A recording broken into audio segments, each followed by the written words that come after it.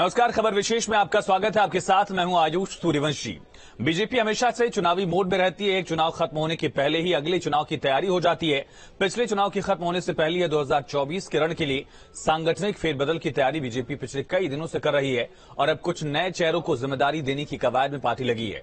इस बार booth management पर ज्यादा ध्यान दिया जा रहा है। कमिटीज में सोशल इंजीनियरिंग पर जोर दिया जा रहा है ताकि सभी समाज का सहयोग मिल सके। और बीजेपी की नई टीम नया लक्ष्य इसी पर आज खास मेहमानों के साथ चर्चा करेंगे, लेकिन उससे पहले रिपोर्ट देखिए।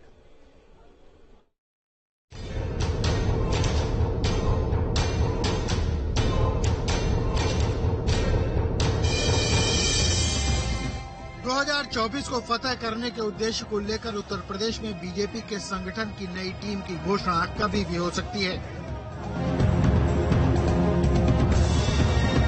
बीजेपी के प्रांतों के अध्यक्ष भी बदले जा सकते हैं।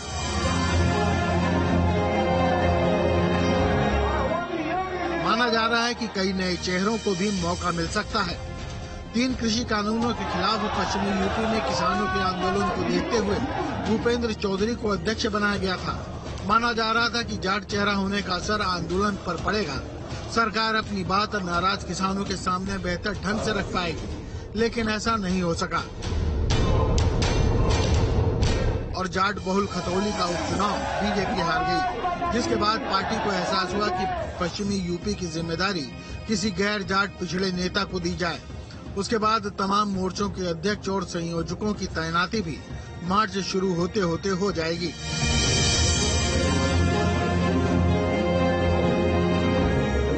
लखनऊ में 2 दिन पहले हुई मीटिंग के बाद बीजेपी प्रदेश में नए सिरे से बूथ कमेटियां बनाने का प्लान किया जा चुका है, जिसमें सोशल इंजीनियरिंग का फार्मूला अपनाया जाएगा।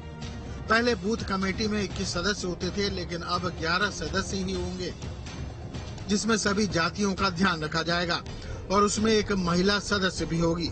इतना ही नहीं, बीजेपी बूथ प्रबंधन अभियान के लिए क्षेत्र और जिला मंडल स्तर पर 4-4 लोगों की टोली बनाएगी और जिनकी बैठक जिला स्तर पर 27 से 28 फरवरी को और मंडल स्तर पर 11 से 15 मार्च तक बैठकें होंगी। साथ ही बूथ सशक्तिकरण के लिए भी अल्पकालिक विस्तारकों के जरिए प्लान तैयार किया गया है।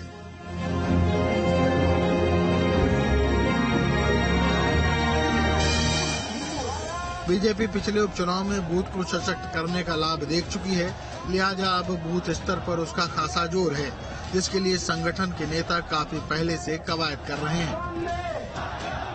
Team news state. Samajwadi party के प्रवक्ता अभिषेक राय जी हमारे साथ जुड़ रहे हैं। बीजेपी के भी मेहमान कुछ ही वक्त में ज्वाइन कर रहे हैं। लेकिन अभिषेक जी, पहला सवाल यही कि बीजेपी का जो सांगठनिक बदलाव है उसे 24 के लिए और ज्यादा मजबूती देगा। साथ ही साथ खतौली में आपकी रणनीति अगर कामयाब रही है तो उसका असर 24 में जाट लैंड पर कितना देखा जाएगा? आयुष भाई, देखिए, बीजेपी अपनी तैयारी कर रही है, वो उनका मौलिक अधिकार है, उनको तैयारी करनी चाहिए और हमारी पार्टी अपनी अलग तरीके से तैयारी कर रही है। आपने देखा होगा खतौली का चुनाव हमने कैसे लड़ा और खतौली में हमने कैसे जीत हासिल करी।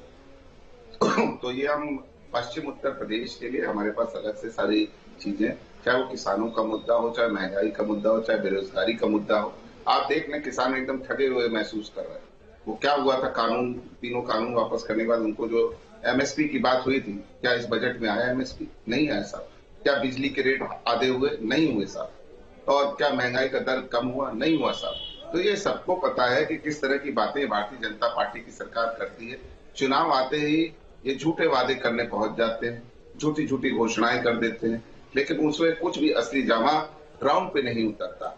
और जो किसान वर्ग है वहां का, चाहे वो जाट हो चाहे गैर जाट हो, तो एकदम परेशान है पश्चिम उत्तर प्रदेश में। हम उसको मजबूत करने का प्रयास कर रहे हैं, अपने संगठन को मजबूत करने का प्रयास कर रहे हैं और हम इस बार भारतीय जनता पार्टी को उत्तर प्रदेश में ही रोक देंगे, क्योंकि दिल्ली का रास्ता बिना उत्तर प्रदेश के नहीं जाता। बंगाल तो ये वैसे ही हार रहे हैं और बिहार में भी इनकी स्थिति कुछ भी नहीं है। अगर हमने उत्तर प्रदेश में रोक दिया तो भारतीय जनता पार्टी को हम केंद्र से हटा देंगे। ठीक है अभिषेक भाई, सरकार बनाएंगे, नई उम्मीद करेंगे। तो बीजेपी संगठन में बदलाव को लेकर ओबीसी मोर्चा के प्रदेश अध्यक्ष नरेंद्र कश्यप से बात की संवाददाता अविनाश सिंह ने, सुनते हैं।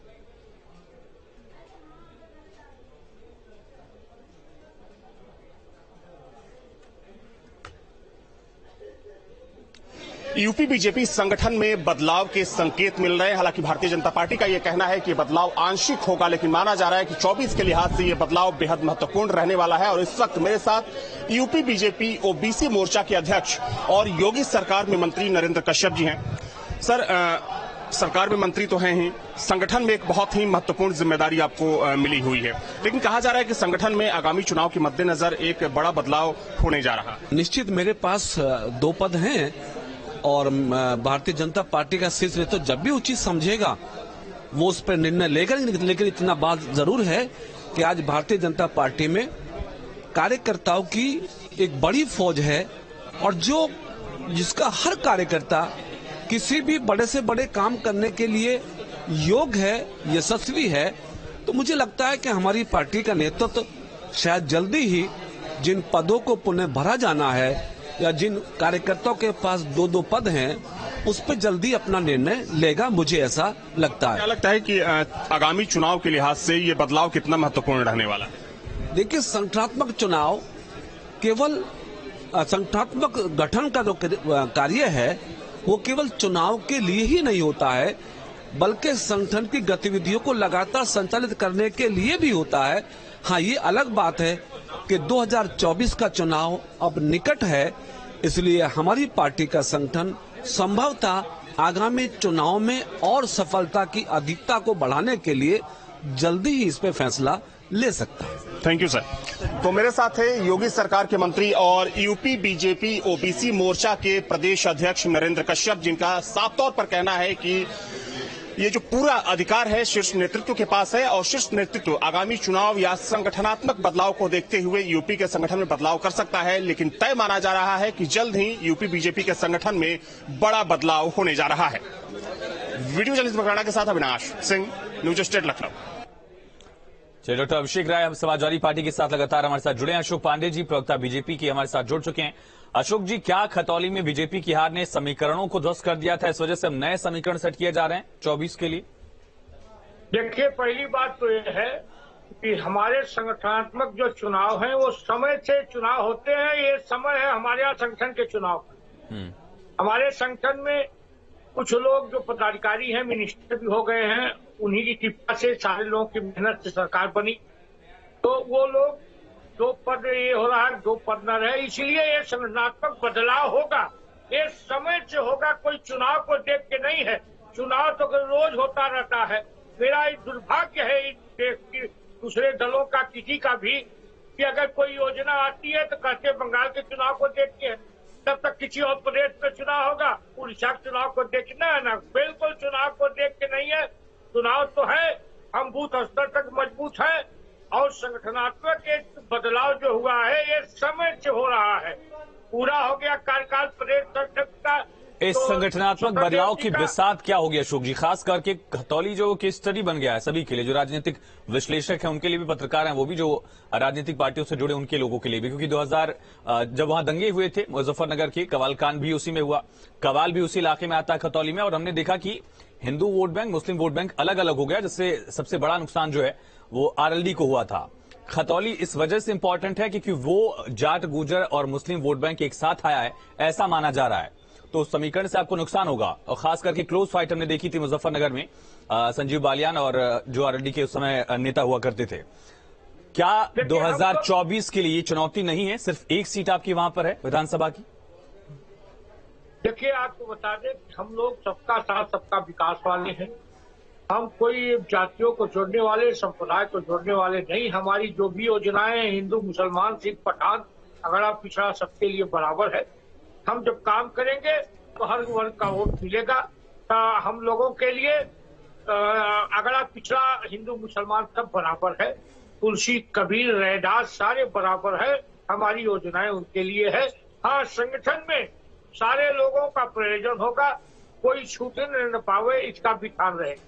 अभिषेक जी, सवाल यही है कि 2024 के लिए बीजेपी अभी से तैयारी कर रही है, आपकी तैयारियां कितनी? और सबसे बड़ा पहलू जो है कि बीजेपी का संगठन सबसे मजबूत माना जाता है, कार्डर बेस्ड एक पार्टी है जो एक चुनाव शुरू होते ही अगले चुनाव की तैयारी में जुट जाती है, उसके सामने कहां स्टैंड करते हैं आप लोग? देखिए, बहुत सीधी सी बात है, ये बहुत बड़ी पार्टी है, बिल्कुल मानता हूँ, ये विश्व की सबसे बड़ी पार्टी हो गई है भारतीय जनता पार्टी। लेकिन फिर भी इनको जब चुनाव लड़ाना होता है तो ये कैंडिडेट्स ढूंढते हैं हमारी पार्टी से, दूसरी पार्टी से। अभी मैनपुरी में आपने देखा किसको लड़ाया, इनके पास काडर था, सबसे बड़ा काडर था, तो क्यों नहीं लड़ा दिया अपने काडर को? और क्या हुआ कि पूरी तंत्र लग गया, तभी हम 3 लाख से वो सीटें हम जीत गए। अगर तंत्र नहीं लगा होता तो 5 लाख के कम से मार्जिन से डिम्पल जी सांसद वहां से होती, कम से कम 5 लाख का मार्जिन, वो रिकॉर्ड होता। तो खतौली में भी हमने ये चीज करके दिखाई है। और हम लगातार कहते जनता के अंदर एक आक्रोश है, चाहे युवा हो उसको रोजगार नहीं मिल रहा है, चाहे कहते हैं मिडिल क्लास हो जो महंगाई की उसमें पिसता चला जा रहा है, चाहे किसान वर्ग हो उसको ना एमएसपी मिल रहा है, ना जो इन्होंने वादे किए थे वो पूरा हो रहा है। तो ये कहाँ स्टैंड करते हैं इनको पता है। और सब भारतीय जनता पार्टी को सिर्फ ये पता है कि कैसे बीच में नफरत की राजनीति ले आए।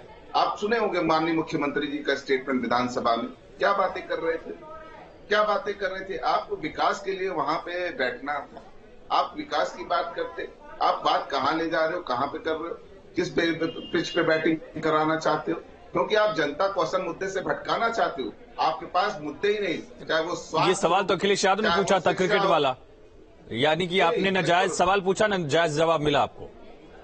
नहीं बिल्कुल, मैंने देखे हमें क्या जायज जवाब मिला।